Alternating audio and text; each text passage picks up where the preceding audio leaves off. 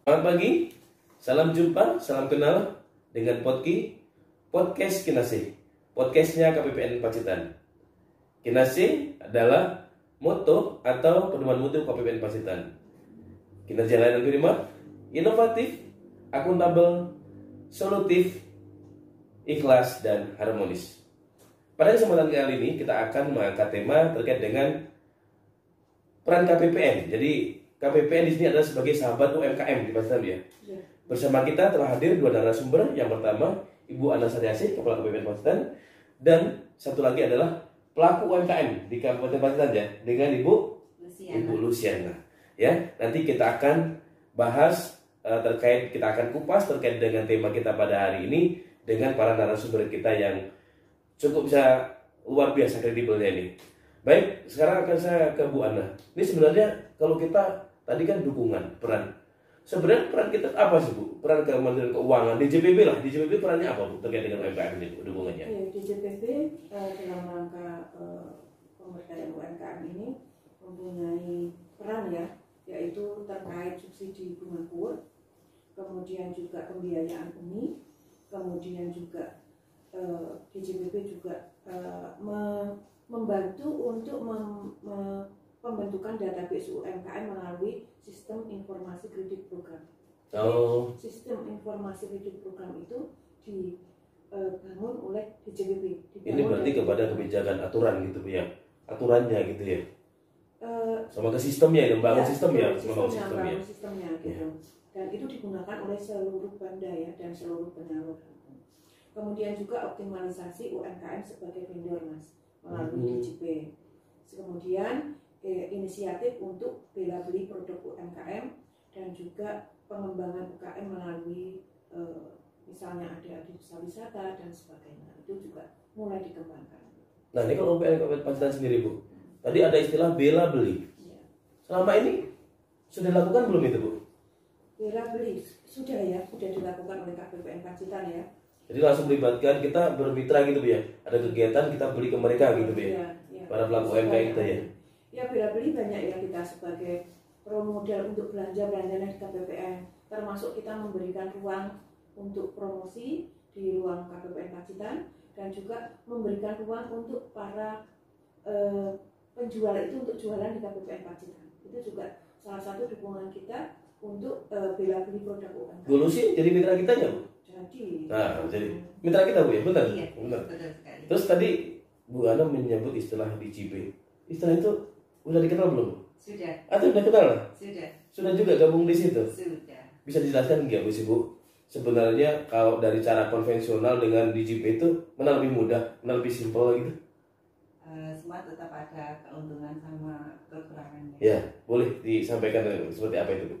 Kalau dengan DJP itu lebih mudah pembayarannya juga, lebih transparan juga, lebih memudahkan kami untuk menghitung laba rugi usaha, untuk mengukur usaha kita itu maju, berhenti atau bahkan mundur bisa terjadi untuk itu. Untuk mengukur. Jadi bisa sebagai ini ya, bisa digunakan fungsi lain, manfaat lain selain bagi media pembayaran tadi ya. UMKM ini seperti apa sih peran pemerintah ini dalam mendukung UMKM kita agar tetap berkembang sehingga nanti bisa menjadi fundamental ekonomi kita itu, menjadikan fundamental ekonomi kita menjadi lebih kuat. Mohon dijelaskan Bu Ana. Ya, baik, terima kasih Mas Tim. Jadi saat ini pemerintah itu sudah bersinergi ya untuk mendukung UMKM. Di antaranya ada Kementerian Koperasi UKM, kemudian juga ada Kemendak, Kementerian Perdagangan. Kita juga lama ya mendengar ada Bank Indonesia, kemudian juga ada Kementerian Perindustrian dan Kementerian Keuangan pun saat ini tidak ketinggalan Mas untuk bersatu ya, kita punya sinergi antara eselon 1 untuk kita mendukung perkembangan pemberdayaan UMKM ini. Oh, sinergi Kementerian 1 Bu ya? Iya, Kemenkewan itu ya? Iya. Nah, kemudian di Kemenq 1 ini dukungannya apa gitu ya Mas ya? Dukungannya itu adalah kalau kita itu ada di posisi untuk DJPB misalnya itu dalam hal akses pembiayaan. Kita berupaya untuk bagaimana UMKM yang memerlukan pembiayaan itu bisa terfasilitasi oleh Kredikur maupun ada juga ultramikro. Ya. Tapi kan selama ini tidak lewat KPPN. Ya, memang tidak lewat KPPN, lewat penyalur ya dalam hal ini bank. Kemudian juga kalau di Pacitan ini untuk UMI-nya ada Mekar, juga ada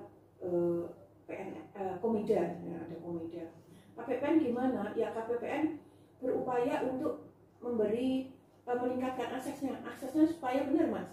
Kita memberikan edukasi ya, memberikan edukasi bahwa ke UMKM gitu ya, yang saya lakukan ini memberikan sosialisasi kepada pedagang pasar. Kemudian kemarin kita panggil beberapa bermacam-macam UMKM ke kantor ya, dalam sosialisasi kita juga memberikan sosialisasi kemarin itu ke kelompok tani Mas, kelompok tani, bagaimana dia bisa mengakses dan seperti apa sih aturan-aturan kebijakan dalam KUR ini maupun ultramikro, karena tidak semua UMKM itu terupdate dengan kebijakan tersebut. Misalnya ketika COVID itu ada pengurangan penambahan subsidi ya, sehingga mereka itu 0% semua ditanggung oleh pemerintah di tahun lalu. Kemudian sekarang mereka hanya dikenakan 3% dari seharusnya 6% untuk nah itu di perbendaharaan. Kemudian yang lain itu untuk DJBB, misal DJBC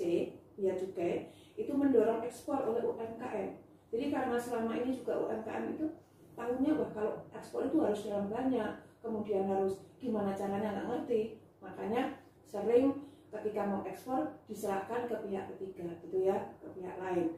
Nah DJBC itu berupaya untuk mengedukasi bagaimana sih mengekspor itu, kemudian mendampingi bahkan. Demikian juga DJKN ya, Direktorat Kekayaan Negara itu juga memberikan pendidikan edukasi tentang bagaimana dia itu bisa melelang, jadi memperluas akses pemasarannya seperti itu. Kemudian pajak itu kemarin juga dia ada program Business Development Center, service ya, Business Development Services, yang salah satunya itu kemarin kita bekerja sama Mas dengan pajak itu untuk bagaimana membuat mengajarkan kepada UMKM untuk foto produk dan juga bagaimana menjual ya di medsos gitu ya, dan juga itu tentu saja foto produk itu berkaitan dengan program DJBB yaitu untuk DJP. Oh jadi ini program sinergi itu ya, antara kita perbendaharaan, kemudian dengan pajak, kemudian kita melibatkan UMKM gitu Bu ya. Betul, ya. Dan di situ juga kita menghadirkan narasumber ya ekspor gitu ya, ekspor. Ya. Kita kemudian masuk praktek di sini bagaimana cara memasarkan produk yang bagus melalui media-media sosial gitu ya. Nah, ini sekarang kita coba kembalikan coba kita bicara ke narasumber kita. Oke, Bu Lucy ya. Mulai kapan usahanya dibangun dulu? Kalau untuk usaha catering sekitar tahun 2013, tapi kalau untuk usaha makanan kan kalau menurut saya catering itu sama warungan beda. Kalau warungnya dari 2008. Berarti sudah lama sebenarnya menggeluti usaha ini ya? Iya. Nah terus kalau tadi kaitannya dengan pemerintah tadi hadir ya, tadi kan mendukung gitu ya? Iya. Bentuk dukungannya apa sih yang pernah diberikan pemerintah kepada Bu Lucy? Yang pasti kaitan pinjaman. Oh permodalan maksudnya? Permodalan, oh iya. Jadi untuk mendukung usahanya biar tetap bisa tuh hadir. Coba bisa seperti apa sih itu? Melalui apa gitu, program apa gitu, kemudian ke siapa gitu? Yang saya rasakan dari pemerintah itu memberikan program KUR, ya, yang dimana bunganya benar-benar sangat membantu kami sebagai pengusaha kecil yang ingin maju. Oh. Nah terus tadi kaitannya dengan Bu Ana tadi, kami bersinergi dengan pajak. Kemarin ikut nggak dalam kegiatan itu? Hadir di sini nggak? Hadir. Oh gitu ya? Iya. Jadi sekarang nih gimana? Dengan itu ada dampaknya nggak sih?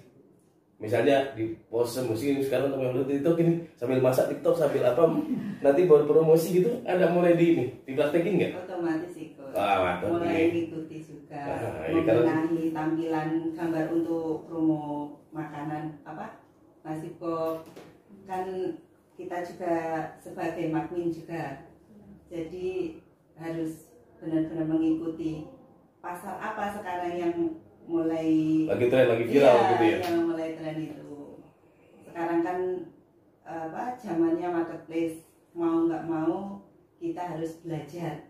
Oh iya, benar-benar mengikuti zaman. Ya memang mau nggak mau kalau saat ini kalau misalnya yang viral yang ini nggak diikuti, memang kita akan ketinggalan. Karena bagaimanapun juga kita lihat aja segini tempat wisata itu belum tentu bagus, tapi ketika ini sampai berapa mebel gitu ya, luar biasa ya sana ya animonya gitu datang ke sana.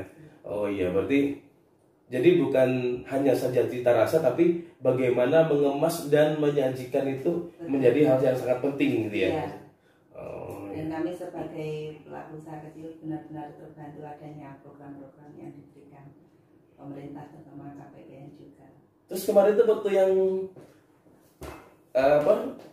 waktu pandemi ya, waktu tinggi-tinggi itu sempat di waktu pinjamannya di angsurannya di berapa tahun? Mendapatkan itu penjadwalan pembayaran pokok pinjaman, relaksasi ya? Iya, sempat ikut juga. Berapa lama waktu yang dia 6 bulan atau 1 tahun? 6 bulan. Iya, 6 bulan. Setelah 6 bulan kita bisa bangkit lagi, ya sudah dikembalikan ke program awal. Artinya kehadiran pemerintah ini benar-benar dirasakan ya? Benar-benar dirasakan, dan di situ memang saya merasakan keringanan, karena pandemi benar-benar membuat semua usaha hampir lumpuh. Benar. Nah ini saya mau izin kembali ke Bu Ana. Nah tadi kalau disampaikan sudah ada dengan pihak internal Kemenkeu, tadi dengan salah satu dengan pajak, kemudian Bea Cukai tadi membimbing atau mengantisipasi masalah ekspor dengan para pelaku UMKM ini. Nah kalau sekarang dengan para penyalurnya nih Bu, baik mungkin bank atau para penyalur-penyalur nih, pernah nggak dilakukan satu kegiatan bersama di mana hadir di situ tripartit gitu ya? Kita selaku pemerintah, kemudian para penyalur, kemudian juga dihadirkan di situ para pelaku UMKM ini, sehingga informasi yang menjadi garis kebijakan pemerintah itu benar-benar diterima secara satu mindset gitu ya, satu mindset bersama bahwa kalau kebijakan seperti ini pelaksananya juga seperti ini. Ada nggak itu Bu? Ya, jadi kalau dengan penyalur itu kami tergabung di dalam tim Monefur ya.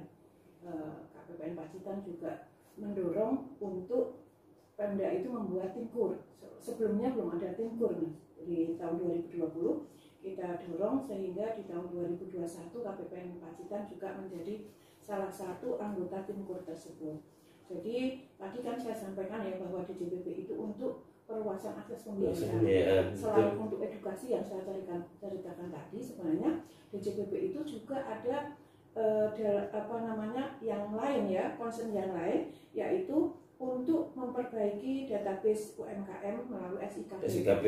Jadi di sini KPPN Pacitan itu melakukan mendorong Pemda supaya ayo data UMKM, apalagi data-data yang dia sudah tahu ya, sudah tahu bahwa sudah dilatih misalnya, dia kan potensial, tolong dimasukkan ke SIKP. Sehingga nanti data dari SIKP itu akan diambil oleh bank untuk dilakukan tahapan selanjutnya, penilaian. Kalau memang memenuhi persyaratan, ya dia akan diberikan kurnya. Nah, terus kalau dari Pemdanya gimana responnya Bu? Alhamdulillah ya, di tahun 2020 itu angkutan Pemda itu baru 517 Mas. 517. Terus di akhir 2021 sudah 17.739. Luar biasa itu, berapa persen kalau kita presentasikan itu ya? Sangat tinggi.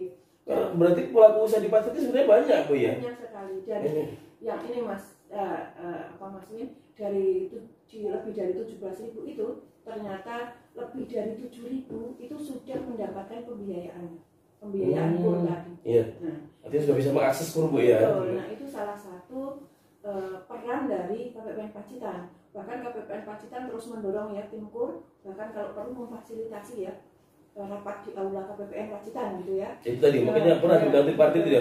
Banknya kita undang, para pelaku UMKM-nya kita undang, terus kita sampaikan sama-sama gitu ya. Timnya nggak ada tempat di sana untuk rakor, kita rakor di sini. Nah alhamdulillah di tahun 2021 itu Pemda Pacitan memperoleh apresiasi Pemda pendukung KUR terbaik nasional. Luar biasa itu berarti kan dari yang 517 menjadi 17.000 tadi itu ya. Waktu bentuk pembinaannya juga langsung dilakukan loh. Artinya Pak Bupati sendiri juga sebenarnya kepada UMKM ini juga untuk membangun pemberdayaan luar biasa juga berarti Bu ya. Iya. Dan SOPD-nya juga bergerak gitu Bu ya dengan Pak Bupati. Iya. Artinya dengan kita saling bareng-bareng gitu ya di dalam tim KUR tersebut ternyata bisa ya salah satunya meningkatkan yang jumlahnya cukup besar tadi itu. Nasional berarti itu Pak Bupati dia ada para menteri gitu Bu ya waktu penyerahan kan. Luar biasa. 4 menteri kan. Jajar dengan Pak Menteri, Pak Ganjar gitu kan. Nah, beliau juga sempat senang sekali gitu. Bu, nggak nyangka saya bisa juara 1 gitu. Ini tahun lalu nih Bu ya? Tahun lalu. Terus tahun ini belajar ini gimana Bu? Masuk tahap 2, mudah-mudahan bisa. Jadi masuk seleksi nasional lagi? Ya, betul, ya. Itu terkait perluasan cakupan tadi Mas. Jadi turut supaya KPPN itu turut supaya yang diberikan KUR-nya itu betul loh, tidak salah-salah gitu loh Mbak Lucy. Jangan-jangan kan ada cerita yang harusnya saya dapat tapi nggak dapat, tapi ada satu lagi nggak punya usaha jajar-jajar apa dapat gitu ya. Nah itu salah satu perannya gitu Mbak Lucy. Gitu. Saya ke Bu Ana nih, mungkin closing statement ya, ini ya terkait dengan program pemerintah ini Bu. Apa nanti bagaimana biar para pelaku UMKM ini benar-benar kehadiran kita itu dirasakan gitu Bu? Yang tentu tadi seperti yang disampaikan Mbak Lucy tadi ya, komunikasi saya kira seperti komunikasi. Jadi informasinya kita berikan informasinya Bu ya. Dan alhamdulillah sih kita sudah bikin grup UMKM naik kelas ya Mbak Lucy. Itu supaya gampang selain informasi, kalaupun ada kegiatan juga kita sudah besok kita akan ada kegiatan ya, supaya mereka melonggarkan waktunya Mas. Jadi pas kita adakan kegiatan nggak kosong juga gitu kan.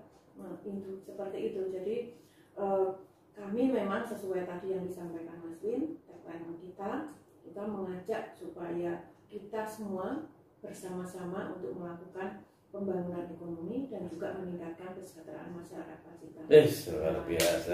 Terima kasih. Baik, demikian mungkin untuk podcast Kinasih edisi pertama KPPN Pacitan di tahun 2022 ini.